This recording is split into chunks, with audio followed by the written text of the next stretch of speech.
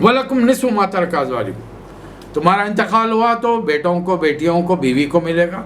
بیوی کا انتقال ہو جائے تو آدھا تمہیں ملے گا. اگر بیٹا نہ ہو تو، بیٹا ہوگا تو پھر تمہیں اس سے کچھ ربع 25% ملے گا. بہرحال تمام چیزیں دوہرا کر آخر میں اللہ فرما رہا ہے آیت نمبر 14 میں، 13 میں، تلک حدود اللہ، یہ اللہ کی حد ہے، باؤنڈریز، اللہ سے باؤنڈریز، کبھی کراس مت کرو.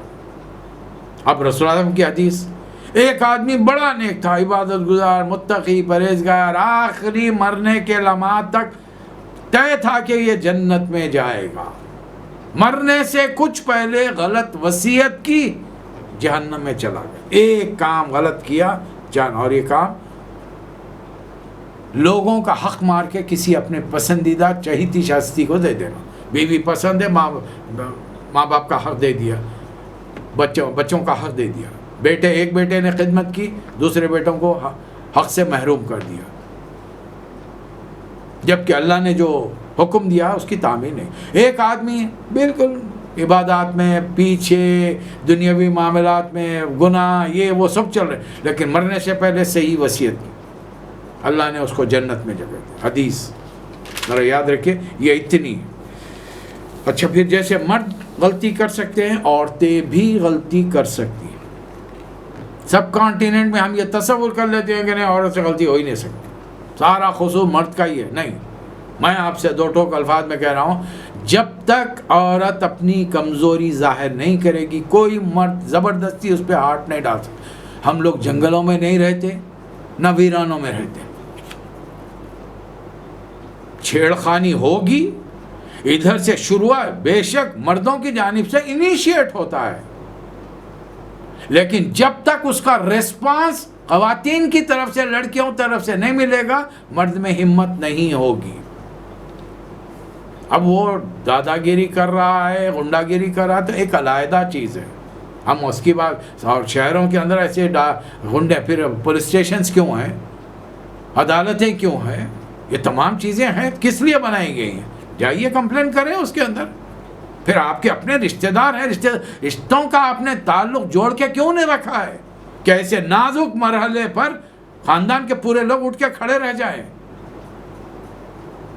تو غلطی عورت سے بھی ہوتی ہے، اور اللہ فرما رہا قرآن میں، وَاللَّاتِي يَأْتِينَ الْفَاحِشَةَ مِن نِّسَائِكُمْ، جب تمہاری عورتوں میں سے کوئی برا کام کرے، بدکاری کرے، فَاسْتَشْهِدُوا عَلَيْهِنَّ أَرْبَعَةً مِّنكُمْ، ایک آدمی نے دوسرے کا قتل کیا.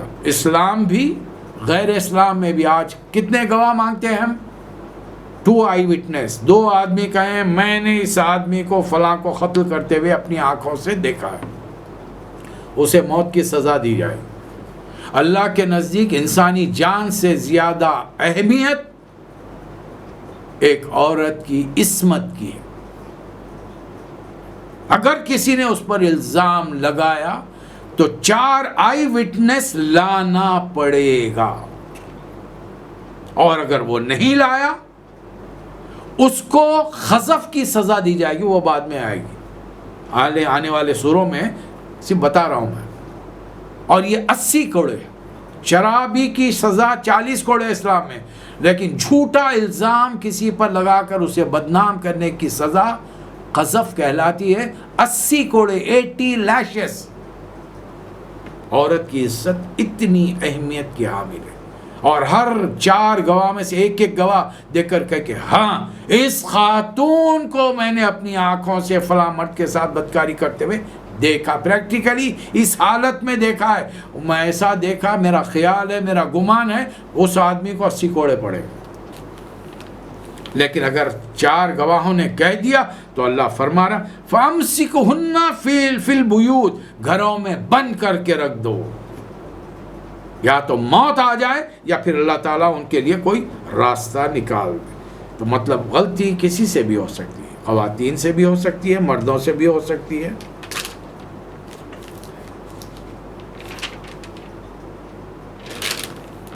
اے لوگوں جو ایمان لائے، تمہارے لیے حلال نہیں کہ تم عورتوں کے زبردستی وارث بن کے بیٹھو. آج کل مسلمانوں کا سب کانٹیننٹ میں تو یہی ہے.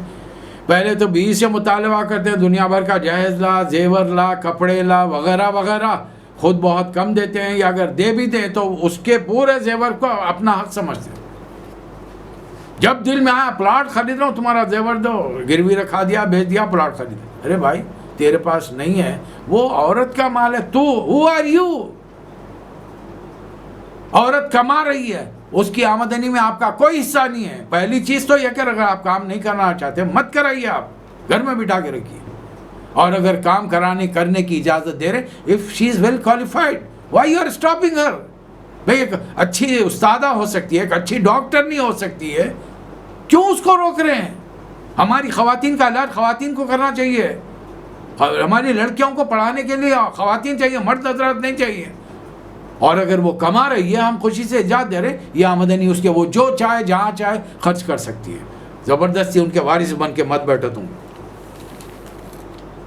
اور اگر تم نے اپنے مہر میں خنتار ڈھیر سارا مال دیا ہے، بعض لوگ جوش میں آ کے بڑی بڑی رقمیں باندھ لیتے ہیں اور سمجھتے ہیں کہ خاندان میری ناک اونچی ہے۔ نہیں، حضرت عمر نے فرمایا اگر مہر زیادہ دینا نیکی کا کام ہوتا تو نبی کریم صلی اللہ علیہ وسلم سب سے بڑھ کر مہر دیتے۔ آپ نے جب اپنی آمدنی کے لحاظ سے، اپنے سٹینڈرڈ اور معیار کے لحاظ سے آپ نے جو رقم رکھی ہے، تم اپنے سٹینڈرڈ سے رکھو، اس معاملے میں نبی کی پیروی نہیں کر سکتے۔ یہ احساس ہونا چاہیے ہم کو، ہر آدمی کی آمدنی اتنی نہیں ہو سکتی جو مالداروں کی ہے، جو غریبوں کی۔ مالدار ہوشیاری کیا کرتے ہیں؟ ہمارے خاندان میں طریقہ 101 کروڑ پتی، ارب پتی ہے، لکھ پتی ہے، اور بیٹی کا مہر باندھا 101 روپے۔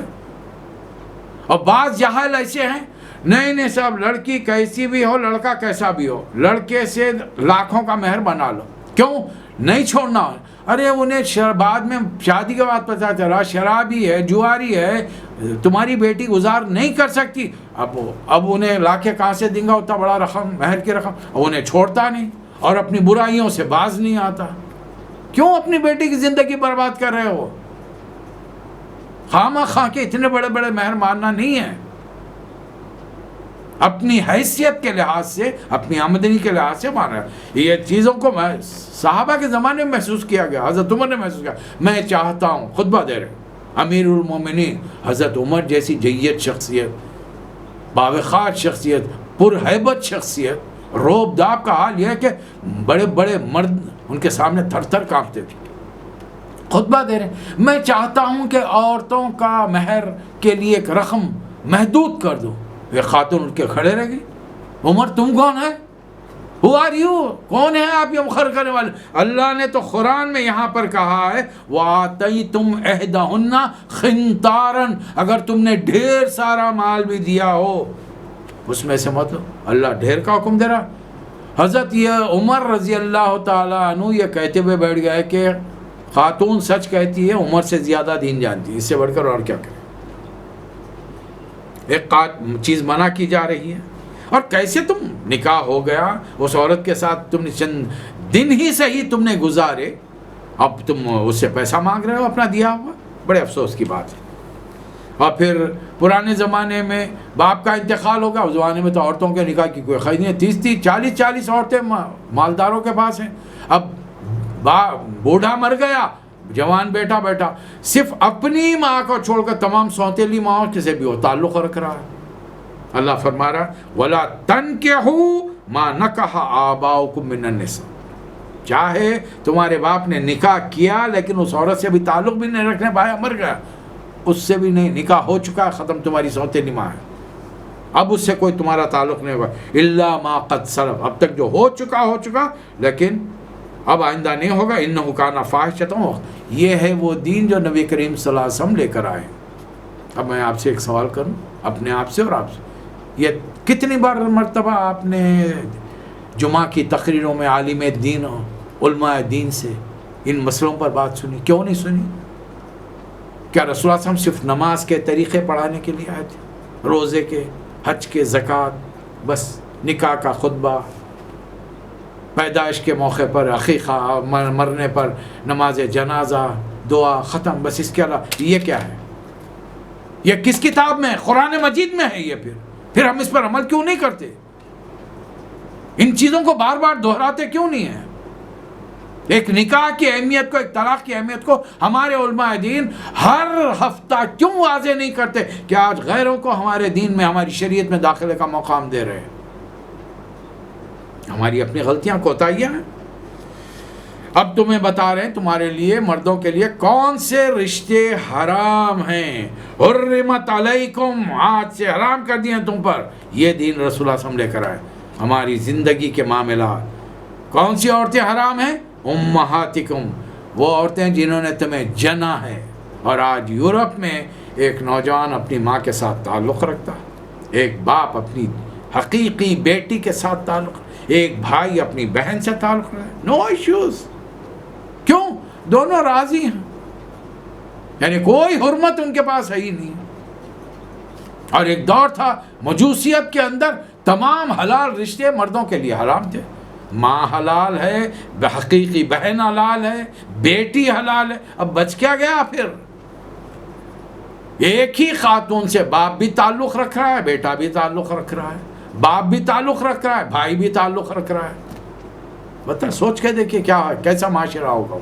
اب یہاں پر اللہ فرما، دوسرے بیٹیاں تمہاری، وَأَخْوَاتُكُمْ، تمہاری حقیقی بہنیں، وَأَمَّاتُكُمْ، تمہاری حقیقی پھوپھیاں، باپ کی حقیقی بہن تم پر حرام ہیں، وَخَالَاتِكُمْ، ماں کی حقیقی بہنیں تم پر حرام ہیں، وَبَنَاتُ الْأَخِي، تمہارے حقیقی بھائی کی بیٹی تم پر حرام، وَبَنَاتُ الْأُخْتِ، تمہاری حقیقی بہن کی بیٹی تم پر، بھتیجی بھانجی حرام۔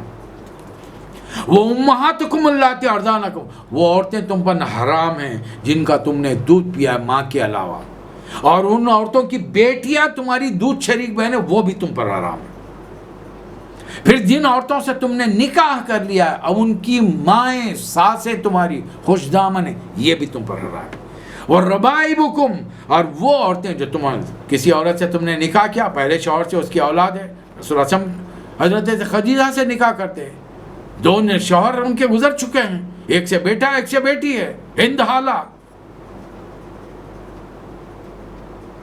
تو یہ آج بھی ہو سکتا ہے، وہ عورتیں بھی، وہ لڑکیاں بھی جو تمہاری بیوی کے کوکھ سے پیدا ہوئی، وہ تم پر، الا یہ کہ تم نے نکاح تو کیا تھا لیکن تعلق سے قائم کرنے سے پہلے ان کا انتقال ہو گیا ہے، چھوڑ دیے، تب اس صورت میں۔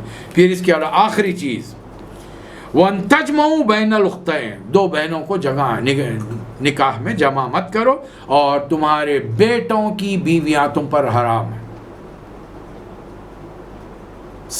یعنی سسر اور بہو کا رشتہ حرام۔ اسی طریقے سے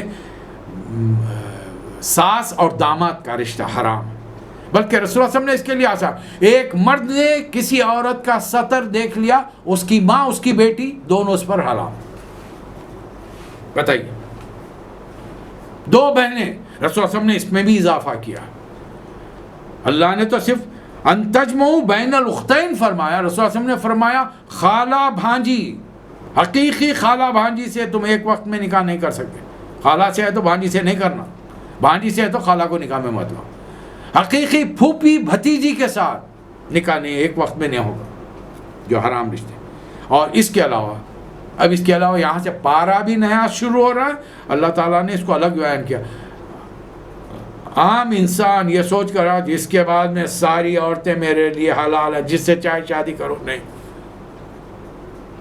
مطلب یہ کہ کوئی غیر مذہب کا ہوگا، اس کی بیوی خوبصورت ہے، وہ اس کی شادی میں، اس کے نکاح میں ہوئی تو کیا ہوتا، میں بھی شادی کر لیتا ہوں۔ اللہ فرما وَالْمُحْصَنَاتُ مِنَ النِّسَاءِ إِلَّا مَا مَلَكَتْ أَيْمَانُكُمْ، اور وہ عورتیں بھی تم پر حرام ہیں جو کسی کے نکاح میں ہوں۔ ہاں، وہ نکاح میں عورت، نکاح یافتہ عورت میدان جنگ میں آتی ہے، حصہ لیتی ہے اسلام کو مٹانے کے لیے، تب گرفتار ہو کر آتی ہے، بغیر نکاح کے اس سے ازدواجی تعلقات رکھ کر اسے سزا دو۔ سزا کا مطلب اسے ٹارچر مٹر ٹارچر مت کرو، بس جسمانی سزا کا مطلب وہ خود سمجھ جائے گی، ورنہ اس کے بھی معلوم ہے کہ چاہے وہ مذہبی طور پہ رسومات کے ذریعے نکاح ہو یا عدالتوں کے ذریعے ہو، جیسا بھی ہو۔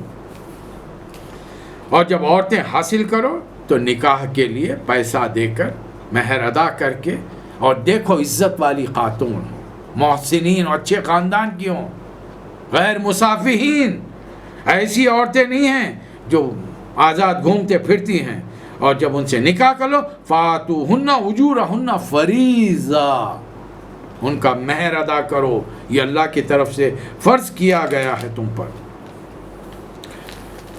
البتہ ایک اچھے خاندان والی اگر گناہ کا ارتکاب کرے گی تو جو سزا اسے ملے گی اس کی آدھی سزا ان غریب عورتوں سے جو لونڈی کنیز کی شکل میں آ کر رہیں گی، ان سے نکاح کے بعد میں ان کو آدھی،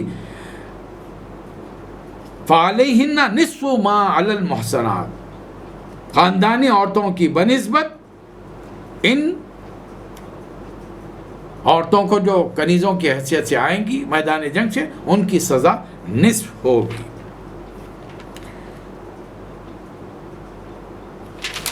آئیے اس کے آگے اللہ تعالیٰ ایک احکامات دے رہا۔ دیکھیے خدا کے کلام کی شانی اور ہے۔ سورہ کا نام ہے سورۃ النساء، تو ہونا چاہیے ایک ایک عورتوں کے مسئلے پر بات کھل کے ہو جاتی، کب عورت سے تعلق رکھنا چاہیے، کب وہ پاک ہے، پاکی کی معیار کیا ہے، اس کی طہارت کا معیار کیا ہے، کچھ نہیں۔ بات میں بات یہ ہے اللہ کے کلام کی شان۔ اب دیکھیے یا ایھا الذین آمنوا لا تاکلوا اموالکم بینکم بالباطل، نساء سے کیا تعلق ہے اس کا؟ اے لوگوں جو ایمان لائے ہو، اپنے آپس میں ایک دوسرے کے مال باطل طریقے سے مت کرو، تو تجارت ہے، اس کا چیپٹر الگ ہونا چاہیے تھا، نہیں۔ اچھا، پڑھنے کے دوران، تلاوت کے دوران قرآن ہم جب فجر مغرب عشاء میں سنتے تھے، آپ کو کوئی بے چینی، کوئی رکاوٹ محسوس نہیں ہو، کوئی تکلف نہیں ہوگا اس کے اندر سے، بات میں سے بات نکلتی جائے گی، اس لیے کہ ایک دوسرے کو تم دھوکہ دو گے تو ہوگا کیا؟ وَلَا تَقْتُلُوا أَنفُسَكُمْ، ایک دوسرے کو قتل کرنے کے مماثل ہیں، اور جو ایسے کام کرے گا ہم اسے جہنم میں جھونکیں گے۔ اور اللہ نے جب دوسروں کو کچھ دیا ہے تو حسد مت کرو، تمہارے رشتہ داروں میں، بھائیوں میں، دوستوں میں، ہم دیکھتے ہیں سارے یکساں نہیں ہیں، ایک گھر کے 4 لڑکے ایک ساتھ نہیں ہو سکتے، کوئی اعلیٰ درجے پر بہت بڑا پوزیشن پہ ہے، کما رہا ہے، ایک بالکل ہی چپراسی کی حالت میں نہیں مل رہا اسے کچھ۔ اللہ نے نہ جسمانی صلاحیتیں ایک ساتھ دی ہیں، نہ دماغی صلاحیتیں دی ہیں، ہر ایک کو اللہ نے مختلف طریقے سے، اور یہی آزمائش ہے بڑی۔ اگر کسی کے پاس دیکھو تو حسد مت کرو، رشک کرو، رشک کو انگریزی میں envy کہتے ہیں، ENVY۔ اللہ تمہیں دیا ہے، اللہ اس کے مال میں اور برکت دے، مجھے بھی ایسا دے، یہ رشک ہے۔ حسد کیا ہے؟ اللہ اس کو کیوں دیا، مجھے کیوں نہیں دیا، اللہ کرے اس کا مال تباہ ہو جائے، برباد ہو جائے، خراب ہو جائے، یہ حسد ہے جو اسلام میں، اس کے لیے تو باقاعدہ سورہ ہو، سورہ فلق کے اندر اللہ تعالیٰ نے منع کیا ہو، وَمِن شَرِّ حَاسِدٍ إِذَا حَسَدَ، اس لیے وَلَا تَتَمَنَّوْا مَا فَضَّلَ اللَّهُ بِهِ بَعْضَكُمْ عَلَىٰ بَعْضٍ، اللہ نے تم میں سے کسی کو دوسروں کے مقابلے میں زیادہ دیا ہے، کسی کو زیادہ دیا، تم کو کم دیا، تو اس کی تمنا مت کرو، جو عورتوں نے کمایا ان کا حصہ ہے، جو مردوں نے کمایا ان کا حصہ ہے۔ البتہ عورتوں مردوں میں فرق ہے، میاں بیوی میں کیا فرق ہے؟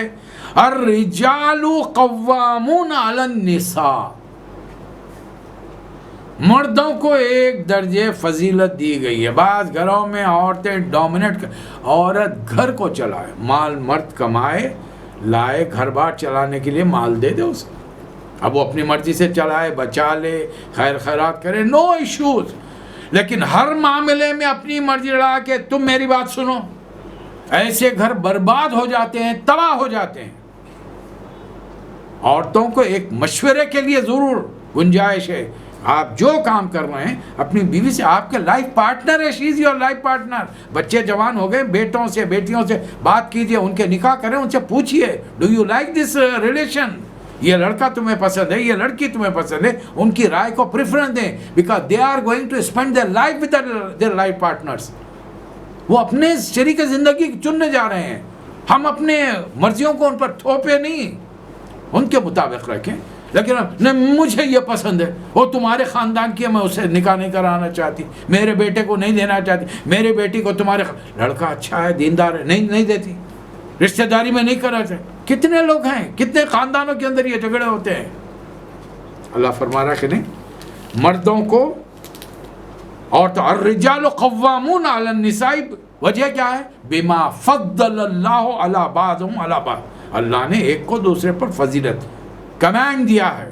اور دوسری چیز وہ بما انفقوا من اموالہم، اور وہ لوگ اپنا مال بڑی محنت مشقت سے جو کماتے ہیں وہ تم پر خرچ کرتے ہیں. اور وہ گھر رسول اللہ صلی اللہ علیہ وسلم نے فرمایا برباد ہوگا، وہ ملک برباد ہوگا جس کی قیادت عورت کے ہاتھ میں آئے گی. اس لیے کہ عورت کو کمزور بنایا گیا ہے.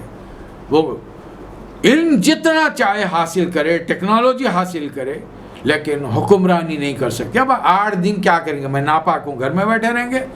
اب وہ خاتون ملک کے سربراہ بن جائیں، پریسیڈنٹ بن جائیں، پرائم منسٹر بن جائیں، شوہر بھی ہوں اور حاملہ ہو جائیں، 40 دن تک ملک کا نظام ٹھپ پڑا رہے گا؟ یا ان کے ڈیلیوری کے زمانے میں 2-3 دن آپریشن میں لگ گئے، انکانشیس ہیں، بے ہوش ہیں، کمزور ہو گئی ہیں، ملک کا کاروبار رک جائے گا؟ نہیں.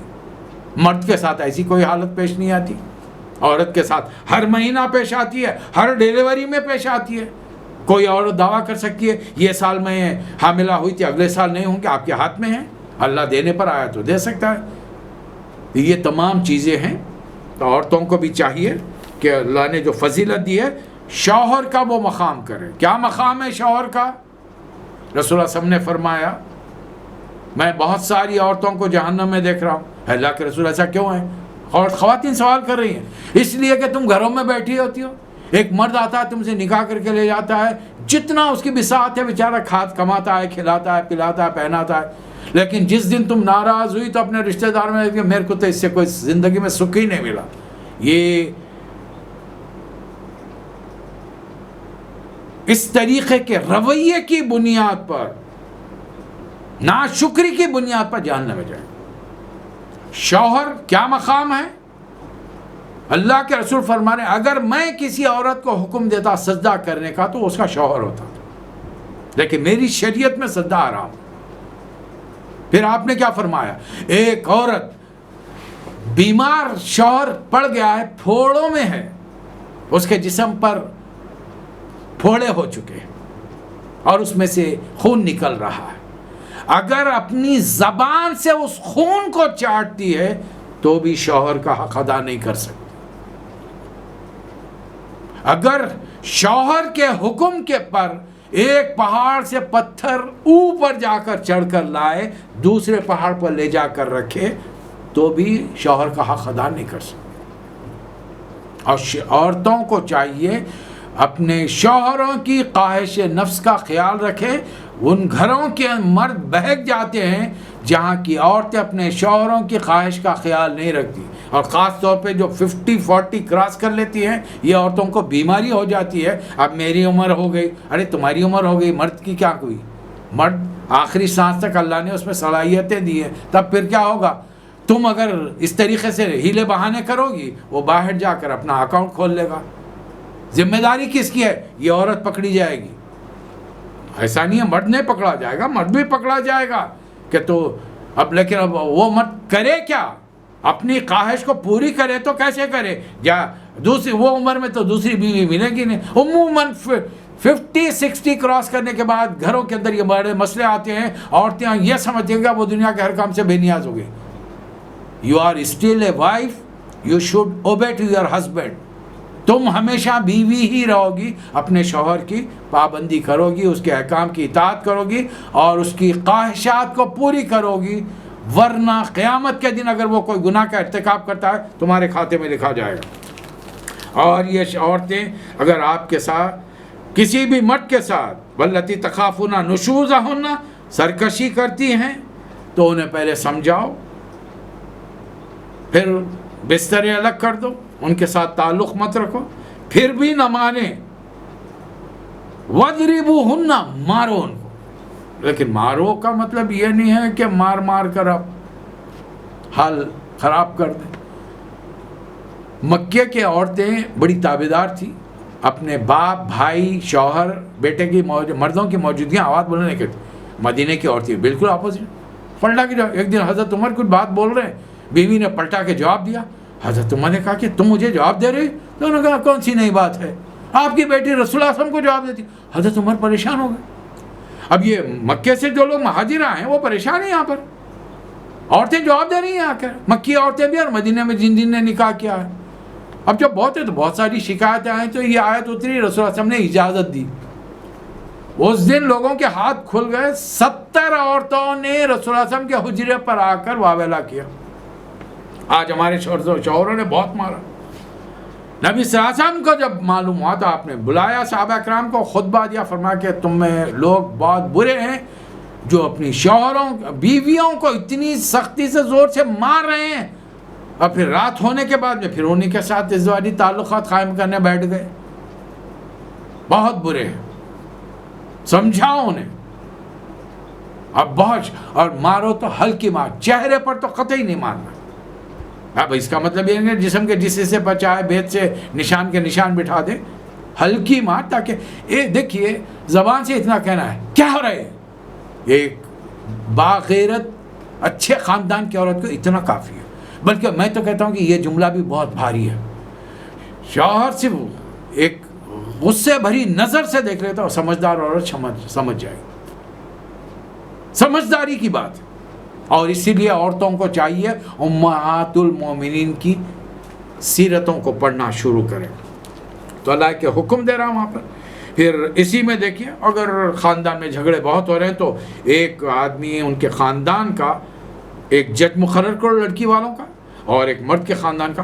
عورت اور مرد دونوں ان دو معزز لوگوں کے سامنے بیٹھ کر اپنے تمام کہانی سنا دیں, اور مرد صاف صاف بتائے میرے ساتھ یہ عورت کیا برتاؤ کرے. عورت صاف صاف کھل کے بتائے کہ اس کا رویہ کس طریقے سے, کھانے پینے میں کیا کرتا, حق بات, سچی بات, جھوٹی بات نہیں. اور جب یہ کھل کے بتا دے, اب دونوں پہلے سے مینٹلی تیار رہیں کہ جج جو فیصلہ کریں گے وہ قبول کریں گے. مینٹلی میری مرضی کا ہوگا, مانیں گے, نہیں تو نہیں مانیں گے. اللہ کا حکم ہے فَبَعَثُوا حَكْمًا مِّنْ أَهْلِهِ وَحَكْمًا مِّنْ أَهْلِهَا إِن يُرِيدُوا الْإِصْلَاحَ. اگر دونوں اصلاح چاہتے ہیں, ملنا چاہتے ہیں, يُوَفِّقِ اللَّهُ بَيْنَهُمَا, دونوں کے بیچ میں اللہ تعالیٰ درمیانی راستہ نکالے گا دونوں کو. اب دنوں میں ذہنوں کو بنا کر ایک خاص انداز میں ہم یہ کام کرنا چاہتے ہیں, اللہ کی کوئی مدد نہیں آئے گی. تو بہرحال ایک آخری آیت پر آج بات ہم ختم کرتے ہیں. اللہ فرما رہا ہے اللہ کے ساتھ شرک مت کرو. وَاعْبُدُوا اللَّهَ وَلَا تُشْرِكُوا بِهِ شَيْئًا, والدین سے حکم سے احسان کرو, ان کا حسن سلوک کرو. یتیم, مسکین, غربا, پڑوسی, مسافر, غلام, لونڈی جو تمہارے قبضے میں ہیں, ان سب کے ساتھ اچھا رویہ رکھو, اس لیے کہ اللہ تعالیٰ ان اللہ لا یحب من کان مختالا فخورا, مغرور, غرور, تکبر کرنے والے آدمی کو اللہ پسند نہیں کرتا. ہر کسی کے ساتھ نرمی کا رویہ, اخلاق کا رویہ, زباں شیری, ملک گیری. نوکر کو ڈانٹنا بھی ہو تو تھوڑا پیار سے, وہ بچے وہ بھی بڑی محنت کر رہا ہے کھانے پکانے میں, صفائی میں, گھر بار کی دیکھ ریکھ میں. ہم معاوضہ کیا دے رہے ہیں, کچھ نہیں, very simple we are giving, اور وہ خون پسینہ ایک کر رہا ہے. ایک ایک کے ساتھ حسن سلوک کرنے کا معاملہ حکم دیا گیا. آیت نمبر 37 پر 37 پر سورہ نساء کی آج میں بات ختم کر رہا ہوں. حالانکہ میں نے آیت نمبر 41 کی تلاوت کی تھی, میں وہاں نہیں پہنچ سکا, وقت ہو رہا ہے. انشاءاللہ اس آیت پر بات اگلے سیشن میں ہوگی. اللہ تعالی مجھے اور آپ کو توفیق عطا فرمائے. وآخر الدعوانا ان الحمد للہ رب العالمین.